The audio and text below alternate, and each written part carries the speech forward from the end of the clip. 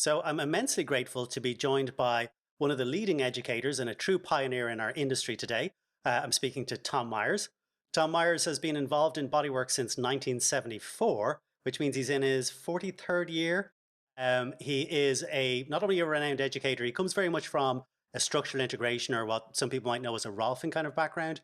But like many of us, when we're in this career a long time, he has studied with a lot of different world leaders and integrated that into his practice. So he's brought elements of osteopathy, elements of even things like movement practices, visceral work.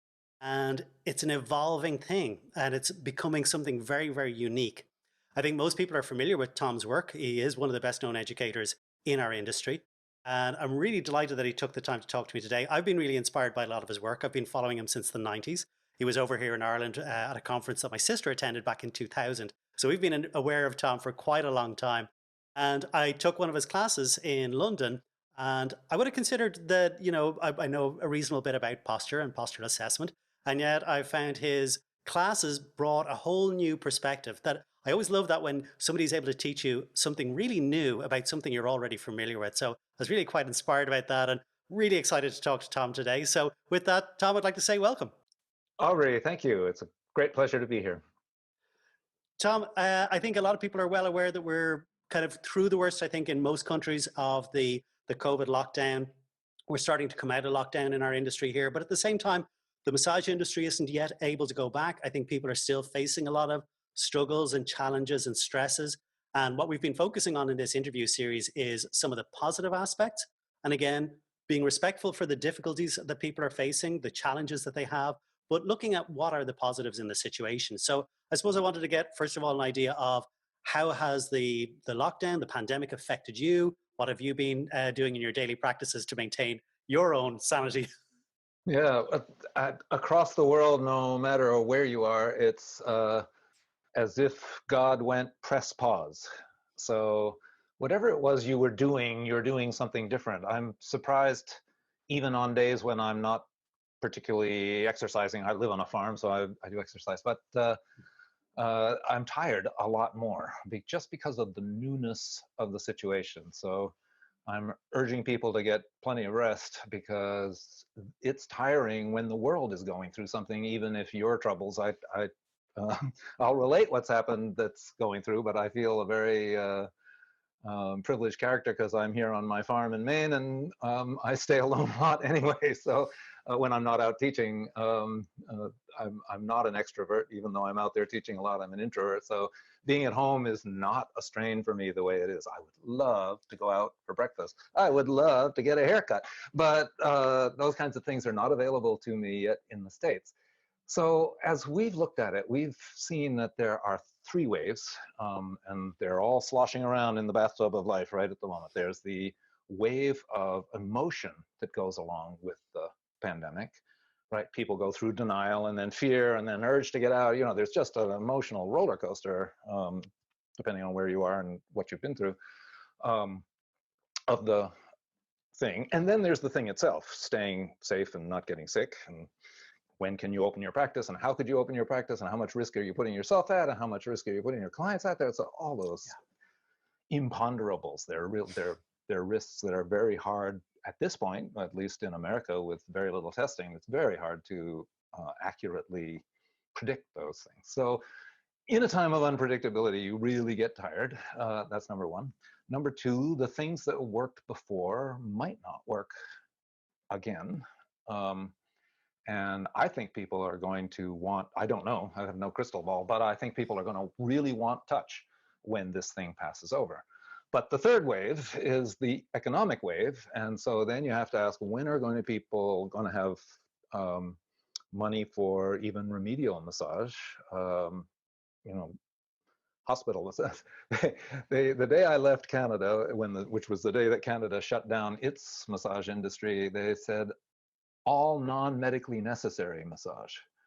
And I was wondering what the medical necessity massage was, but apparently that kept going during the shutdown. But most of us have been put on pause, and that is a really hard thing. I want to touch. It's almost a nutrient for me to be able to touch people.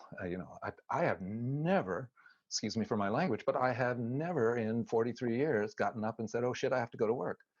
It is wonderful to be in touch with people. I've had clients that I passed off to somebody else or didn't really enjoy working with. That's not the same thing. But I always enjoyed my practice. I've always enjoyed my days, and they've been tiring sometimes and challenging other times, but always interesting. And that I have no problem with at all. But I now have a problem with not touching. There's this intimacy that I got to have that I don't get to have now. So that's another thing. How do you compensate for that?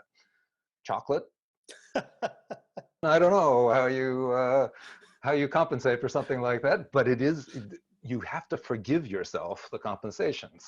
Now, what can you do with your skills?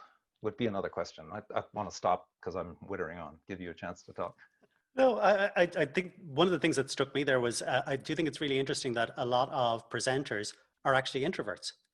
There's so many presenters that I've talked to that have said the same thing. And in some ways, the lockdown situation is giving us opportunity to work on projects that normally stretch out over a long period of time. Writing, developing courses, online resources, obviously at the moment. And but most of us, I don't think, are finding it all that maybe emotionally challenging isn't the right word, maybe intellectually challenging, because we're kind of natural introverts anyway. Yes, but make use of what you got. In terms of this, the opportunities of this time, the privations of this time are different for everybody, but my teachers can't work. I'll speak not as an educator now, but as a businessman educator, I took out 2 forms of insurance. I made sure that we were going after multiple professions and that we were on multiple continents. And this thing shut us down in multiple professions and multiple continents all at the same time.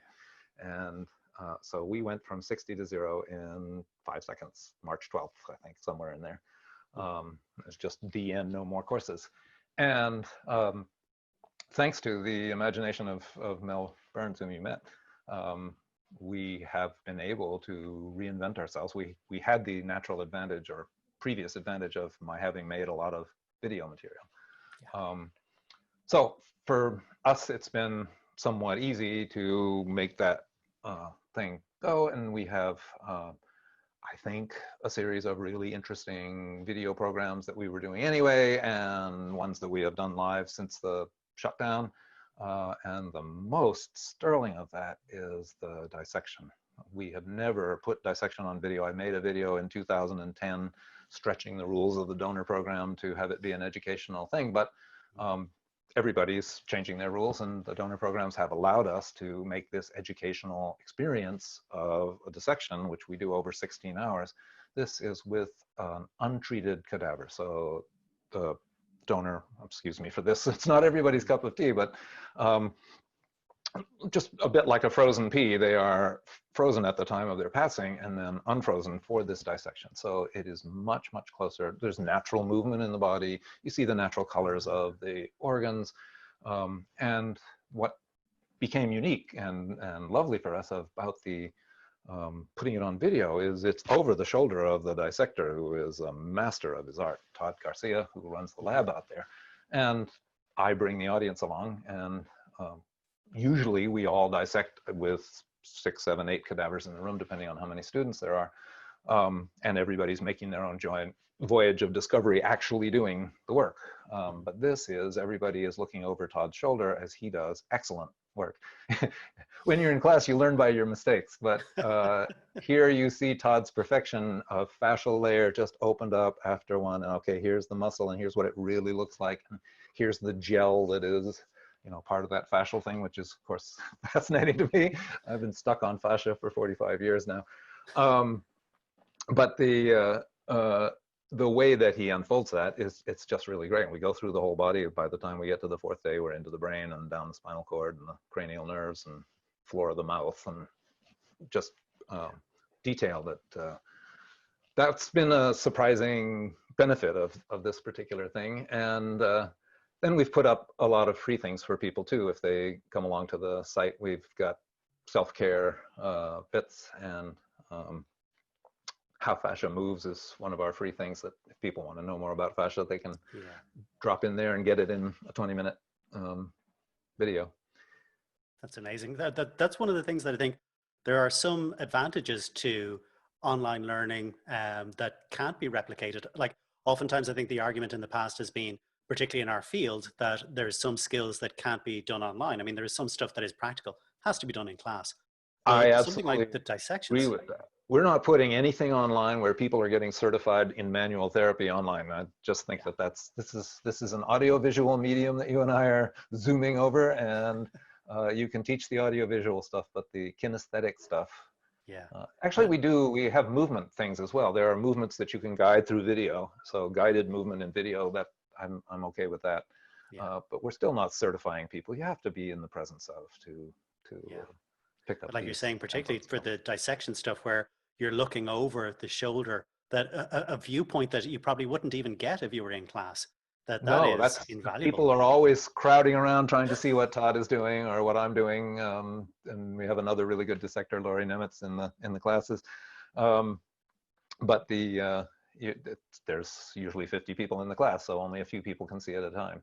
But on the other hand, you're having the actual experience of being with your own donor and finding out about them as they're because they kind of reveal their lives often as you go in and find out, oh, they had a scoliosis, oh, they had a stent put into their heart, oh, they had a port for cancer treatment, something like that.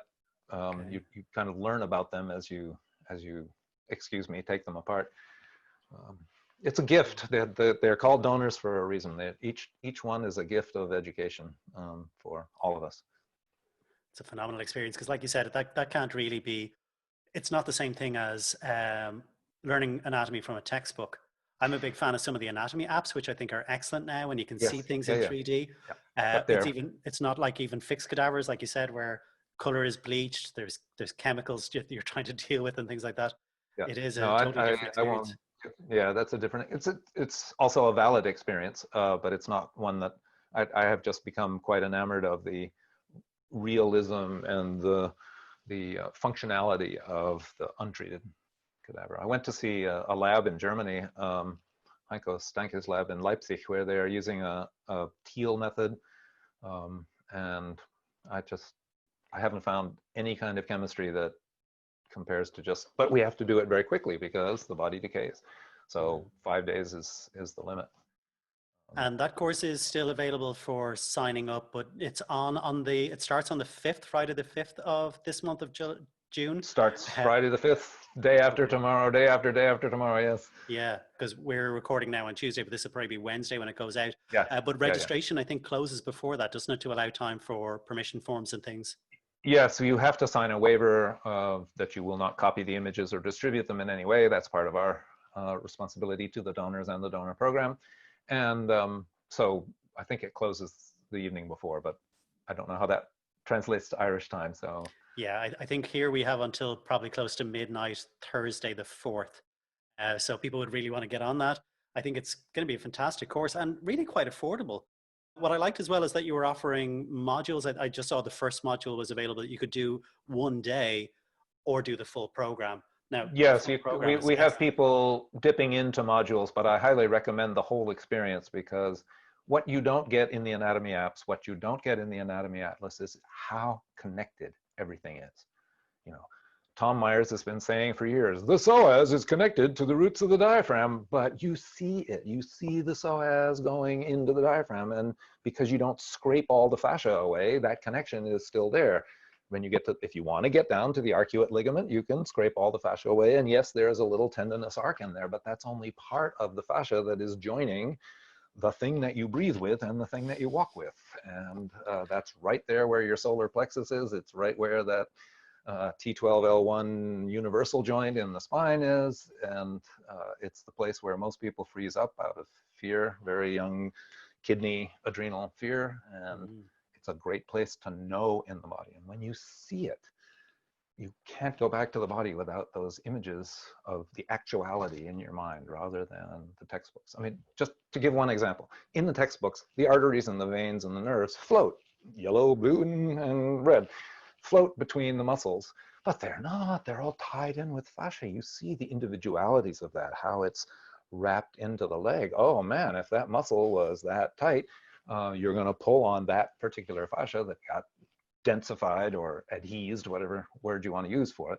And that's going to pull on that and deliver less blood to that leg. You know, these things are all connected, and to see the connection is really valuable. I think a lot of manual therapists would relate to that because I know, like I said, I'm a fan of the anatomy apps, and oftentimes you will palpate things that aren't being shown on the app. You'll feel these connections, these fascial continuities and bridges and things that aren't being represented, but you do get to see that in a dissection. Yes, you do. The other thing about the book is a deliberate average. Netter is an average of just over 404 donors, I believe, and Clemente, the Sabota other atlas that is commonly used, is in the late 300s.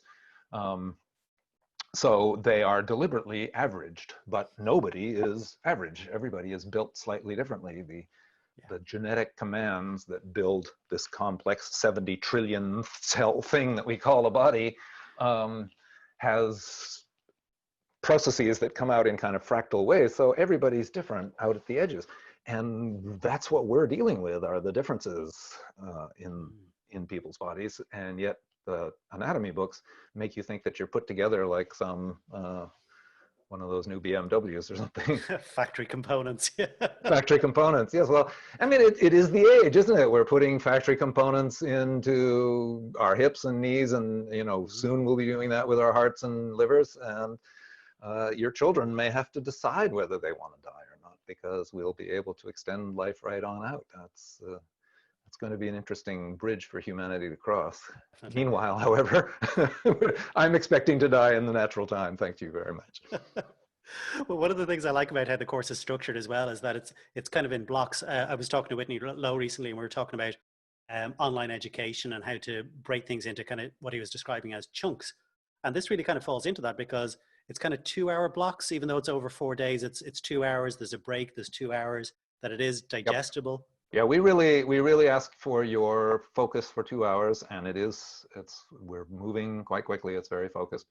And that's about enough. Most people need to get up and break then. So, by all means, have something to drink, do your yoga while you're watching, but, stay on that attention and just you watching, so it doesn't inadvertently get transferred to somebody who didn't want to watch it.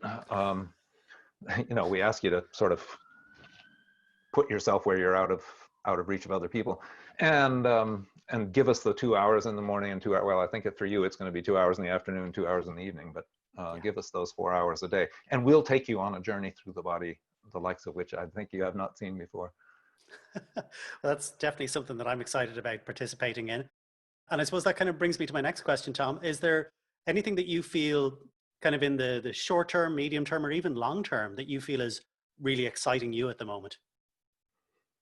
Oh, I think this is such an exciting time. It's not an easy time, but it is such an exciting time. The opportunities for reaching new people as we come out of this is there. If you're going back to your old people, that's good. That will help keep your bank balance going.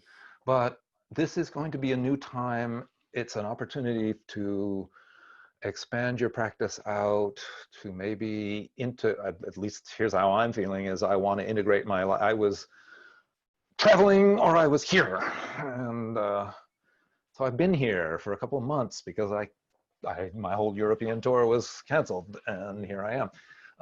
And it doesn't sound it the way I've been talking this afternoon, but I've actually slowed down and taken into the earth in a way that I hadn't for quite a while, and that's been a good thing. So it's definitely an opportunity to study. It's maybe an opportunity to help your clients via Zoom, via Skype, whatever, over the internet, with self-help tools. If they have sticks and balls, and they talk to you about what's going on, and you can see what's going on. That's another skill that we put online for people to learn while they're cooped up, is body reading, is that kind of postural assessment that we were doing at the class in London that you attended last year. And that's a translatable skill online. It's still a better skill when you're in class, but it's very translatable online. And then you can look at the person can stand in front of the camera. You can see, oh, the shoulders are tilted and the hips up this way. So you really ought to, hang on to TRX or something and open up that side. You can do this over the internet if you can see what's going on, or they can tell you enough about what's going on that you can help them. Not everybody has that skill to translate the kinesthetic into the audio visual and back into the person. And I know people who are making a success of it, but it's not an easy run to do it that way. So the opportunities are to take your own practice deeper, whether that's a practice of a martial art or meditation or yoga or whatever your practice is, take it deeper. And so that when you come back out, you're going to be attractive to a different kind of client, a different, you get to reset your direction. That's an opportunity in a practice, because when you have been in practice for a while, especially if you're living in one place, you tend to have filled up your practice and you're working with all the same kind of people. And that is spiritual death for a therapist. So I would really take on the economic hardship of this with the idea of, oh, I'm going to have a whole new set of people when I get done. And that lifts your spirit, lifts your heart, and you have a whole new set of problems to work with.